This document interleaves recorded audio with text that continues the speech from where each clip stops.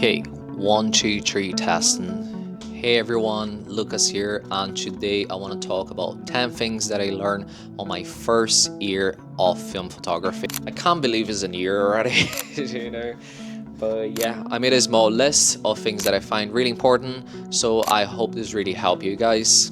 So, the first one is take photos every day, no matter what. You have to go outside and you have to take photos. I know sometimes it's really hard to be outside all the time. We're all very busy, but try to go outside even if it's for 10 minutes. Even if it's like you're going to take your groceries, you're going to work and you're on a bus. No matter what, bring your camera with you. When you take photos every day, you start creating better work because you're gonna have more photographs, you're gonna have more chances of taking a good photograph. So be outside every day and take photos all the time. I bring my camera with me everywhere. It's even funny, I always have my camera around me. It's almost like you don't see Lucas without the camera outside. So try to do this, bring your camera with you and be outside as much as you can. Okay, so number two is buy books. Buying books is really important to us because we can learn so much from other photographers. If you can, always buy new books, buy new photo books. If you can't buy books, you can go to your local library. It's free, you can check books there, you can bring a cup of tea and you can spend your day there looking to photographs and learning something new. A lot of the time when you're looking to a book, you can see how this photographer solved a problem or how they shot something, and I think is very important. You can see where they were placed on their camera, how they did it, and this is really important. Nowadays we're so used to take photographs, we have our phones all the time, that we kind of take photographs always in the same way. So it's really important to see how people take their shots. Number 3, learn how to develop your own film and scan. I learned that pretty fast because, let's be very honest, I can't afford to buy my film and also bring my film to a photo lab and develop there and scan there. I learned this really quick and I think is a really important thing to learn because you can develop your film in your own style. You can choose your own chemicals, you can choose your own time, you don't have to do exact what he said there. You're gonna learn how to do your own times, what you prefer, if you want something a little more contrasty or if you don't. And scanning is the same thing. When you can't scan your own film, you can do whatever you want with it. When you send to a lab, they usually send in the same way back to you. They have a kind of like a recipe that they do it all the time. So I think it's really important for you to do your own film because you're gonna work on your own way and you can make whatever changes you need. Nowadays there are kits for scanning. They are not too expensive. I got a kit from Valoy that I really love it. It's a very simple kit. I also had an old vintage lens from Minolta because I used to shoot Minolta, so I got an adapter to my Sony and I use that lens as a macro lens. It's perfect. I really love the scan from it. It's very easy to use. You can also use a flat pad. I just like doing mirrorless scanning. I think it's fast and easy.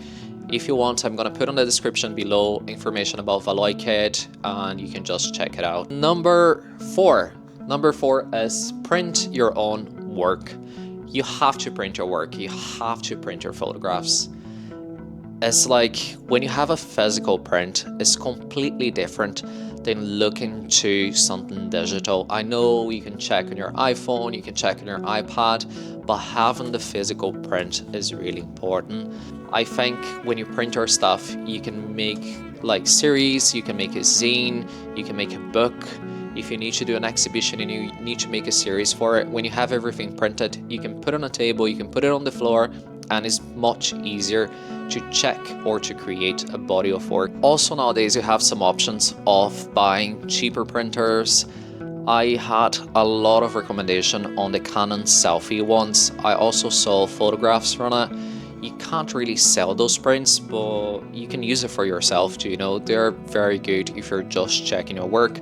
It's not too expensive. I think it's 40 cents a print, which is very close to a lab. So if you can't buy something like this, do buy it. Again, I'm not being paid to say anything in this video. Those things are totally out of my heart. It's just things that I use myself, or I heard or saw people doing it that seems to be really good. So I'm also going to put this on the description below, so if you want to check this out.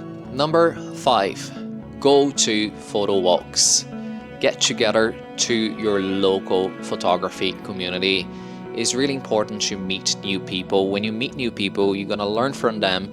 You're gonna see how they're shooting. I learned so much watching my friends here in Dublin taking photographs. It's just incredible to watch people doing it because you can see how they do different things. Here in Dublin we have a community called The Shoot. It's a community made by Gavin and it's so nice. It's for portrait photography, it's more for models and photographers that want to get together, but I went to some of their meetings. It is really nice. You can meet a lot of new people. I made a lot of good friends there. If you have a question, they have a massive WhatsApp group and they help you on that as well. I'm also organizing a photo walk here in Dublin monthly now with my friend Rishab. We had our first one already last month, so we are organizing another one in November. So if you want to keep an eye for that, please follow me on Instagram. I'm going to put updates on that very soon. We're just checking the dates. Number 6, work the scene. You have to work the scene. I know sometimes you're walking and things are really fast. You're walking, you take your shot and then you keep walking. That's okay, but if you can, try to take more than one photograph. I know, film's expensive, but do it. A lot of the times I took a shot and like a second, 2 seconds later, something happened and I didn't get that shot and it was much better. So if there is something interesting, try to work your scene.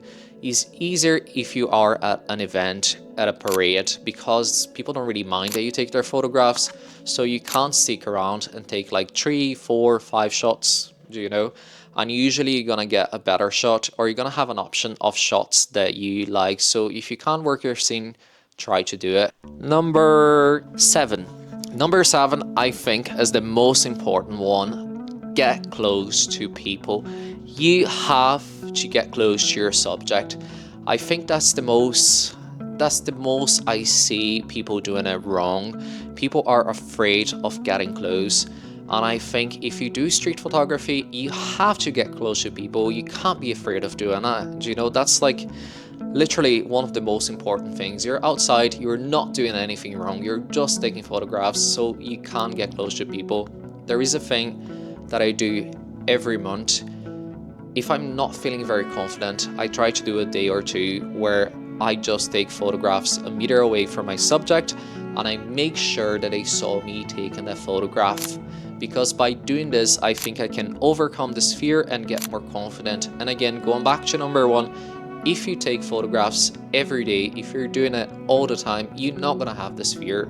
This fear gonna just go away because you're doing so much that you don't really care that much anymore. And if you're really realistically, when I am on the street, very, very rarely something happened, you know. So I think in this year taking photographs, I had 2, 3 problems. One was kind of bad, but here I didn't get beat up, you know. So like, don't be too afraid. Like, not many things can happen. Okay, so number 8 is message your favorite photographers. If you have a question, if you want to learn something and you like somebody's work, message them. Most people are going to be nice about it. I think like nowadays, because of Instagram, you can just send a message to someone asking a question, saying like that you like their work. Maybe just be nice about it, be polite about it. Most people will reply to you. They will be nice. I messaged one of my favorite photographers months ago.